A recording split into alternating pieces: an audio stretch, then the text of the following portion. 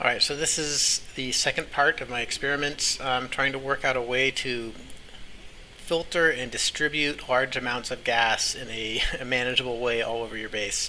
To start out, I'm going to just show you a couple of basic filters that, I mean, if you've played the game much at all, you probably know these already, but it's sort of important to know for this demonstration. So the first one is just it's a gas element sensor and a gas shutoff, and they're connected together with automation, and it needs power. And the element sensor is set to chlorine. And so what's happening? Where's my gases? Here they come. So what'll happen is as gases pass over the gas element sensor, it'll check to see if they're chlorine, and if it is chlorine, then it will turn off the gas shutoff to take the chlorine out. And so the timing is just right, so that when the chlorine passes over the gas element sensor, it turns on just long enough to grab the chlorine and nothing else. So it's a great filter. It has certain weaknesses and benefits, strengths. But I don't usually use this one. I usually use this other one when I'm doing general filtering. But it's a good one and has a good use in this particular demo. So the other kind of filter I want to show you is I'm gonna delete a couple of these things to make it more clear. So I have a little. I'm gonna just to get started. If you just set up a valve like this, it's a gas valve, and you set it to let 1 gram of gas through, and then you get some kind of gas in it so that it runs in a loop like this. Then basically you have 1 gram of gas always traveling through this pipe. In this case, oxygen. Now, two different kinds of elements can't occupy the same spot at the same time. So if you bridge if you bridge the gas coming up in this pipe into that pipe, then the only thing that can go in there is oxygen to sort of fill up the missing bits. Like there's 1 gram in there, it's going to fill it up until there's each space is full with a thousand grams.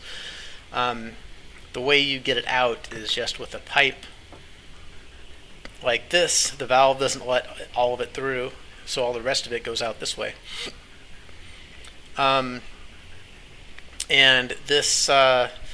You'll notice that when oxygen passes over the first bridge, then it leaves 1 gram behind, which makes sense because there's already a gram in the pipe. So you can't fit more than 999 more grams in there, so you get 1 left over.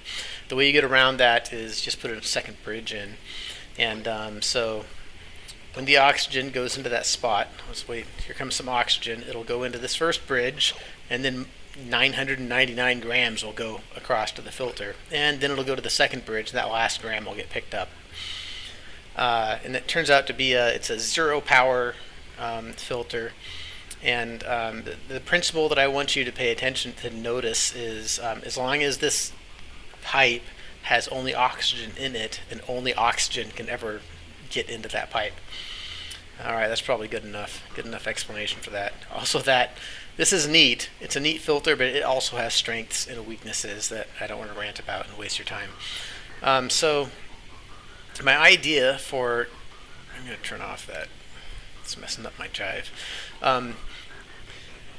So the thing I want you to notice, the strategy that my idea this time for filtering and distributing lots and lots of gases in an orderly way is I'm going to have like a main bus that just carries all of my gases, so I can just put gases in it and take gases out whenever I want, and I can run the main bus in perhaps like a big square around my base, and then just use it for transporting gases from anywhere to anywhere. So in order to do that, you have to have some way to filter it, and for this setup, I filter it when it goes in. So there's gases going into the main bus this way, and they can only enter the pipes that have the right element in them, because there's already 1 gram in there, just like that filter I was just showing you. And so here's gases going in, and it's getting in these pipes just exactly the way we want them to, all nice and filtered. So you don't have to filter them anymore. You already know where they are. And here's an example of taking gas out of the pipe. It's just a gas valve, kind of like what we were doing in my little example filter. And it continues to let 1 gram through, so the pipe stays full of hydrogen bubbles, and it redirects all the rest out to whatever you want, hydrogen generators perhaps. And you could do that for all the things. So the main problem, I messed around with this for a while, and it's actually pretty clean. Getting gases out is nice and easy, just a valve and some bridges. No matter what pipe you want, it's just a valve and some bridges. And getting it in is it's a little sloppier, but it's simple. Like, there's not much to it. The thing that this could be made to be better. There's a loop. It goes in this way. It can unload all these gas bubbles have a chance to unload themselves into the correct pipe. 1 gram gets left over, but okay. On its way back through the loop, it has another chance to unload those. And every now and then one slips through, like this bit of chlorine, but it goes in a loop, so that all works out. Eventually it'll get in there. And it's pretty efficient. Most of the gas gets in on the first pass. For this one, as it gets more crowded, it's not as good. But you could, it's not as good as it gets more crowded. But if it's too crowded, that means you need more pipes, right?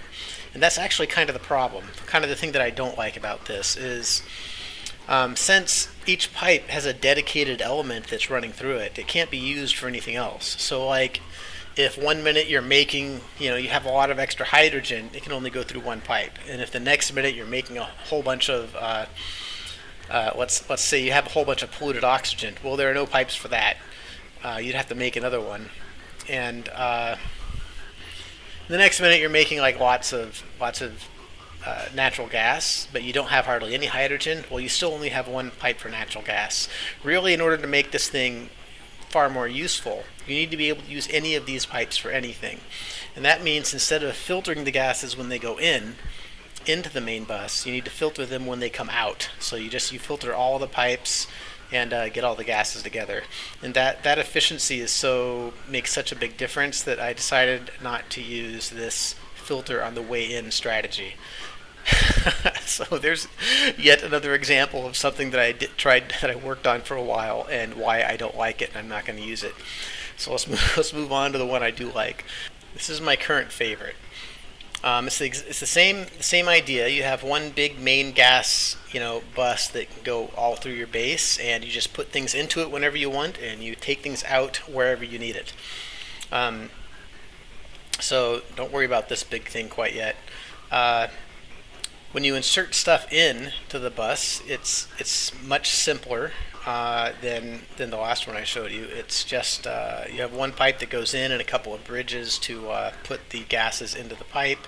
And for each one of these lines, there's a bridge to put gas into the pipe, and there's a bridge to keep the pipe moving, so the gases that are already in there can go through it. And as you can see, this one is not making much progress. This is supposed to be going in. That's because, it's because there's a lot of gases in here.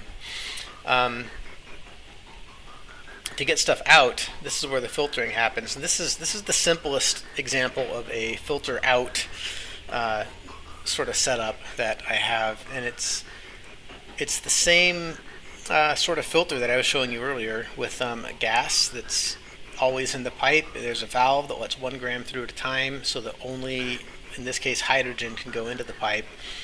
And there's as gases come down here, there's a bridge that will put them into the pipe of hydrogen, and if they don't make it in there because they're not hydrogen, or there's not enough room for more hydrogen, then there's a bridge that goes over the pipe so the gases can continue down the line. That happens twice, once here and once here, so there's 2 chances to get into the pipe. One of the big downsides of this is when there's a miss, it leaves these little 1 gram, bubbles, which is, I hate that. So there's a way to do a more reliable filter. This isn't bad though. Really my big problem over here is the reason why the gases aren't readily going into the bus is because it's too full, which means I need more pipes, I would say. and I've already worked out a way where you can temporarily, like if I have 3 pipes going in a row here, you can temporarily add more and then take them out when you don't need them, and it's very simple. But I don't have that in the demo. That way you can handle more gases where you need it and less where you don't. Um,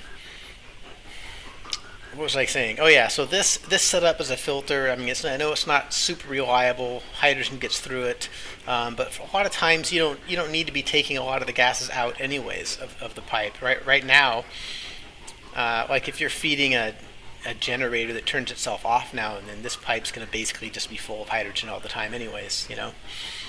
And so for I think most cases, this is all you need, and it's quite simple. But if you want to get like more serious business and have a reliable filter that doesn't leave these little 1 gram bubbles and stuff, then that's what this is. And it uses the other kind of filter I was just showing you, and it's because the reason I do that is because you can make the whole this is kind of a spaghetti, I guess. It's a limited localized spaghetti. It's way better than a whole full size base spaghetti. So the reason I use these is that these filters, they use up a little less room, and so you don't have to make this quite so big. And also, like the weaknesses of these filters is generally like when the downstream pipe becomes full, and so gases coming in don't simply pass over the detector and then into the valve, or what is it, shut off, and then into the shut off, then things can go wrong. But because of the way the bus works, that never happens. It should be impossible. So it doesn't have that weakness, which makes it a really good filter for this setup. So these are actually I tried a lot of things for this, reliably filter out all of some particular kind of gas, and I got very complicated.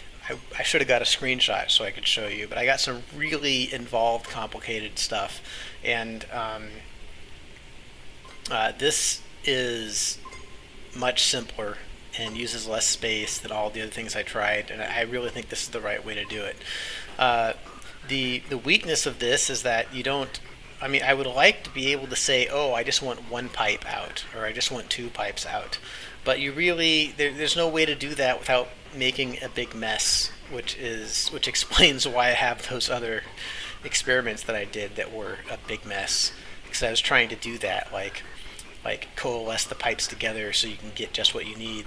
No, it's much better just to route out all 5 pipes from all 5 filters, and if you want to put them all together, then that's at this point after they're out, it's super easy. So I have to connect my power back up here real quick.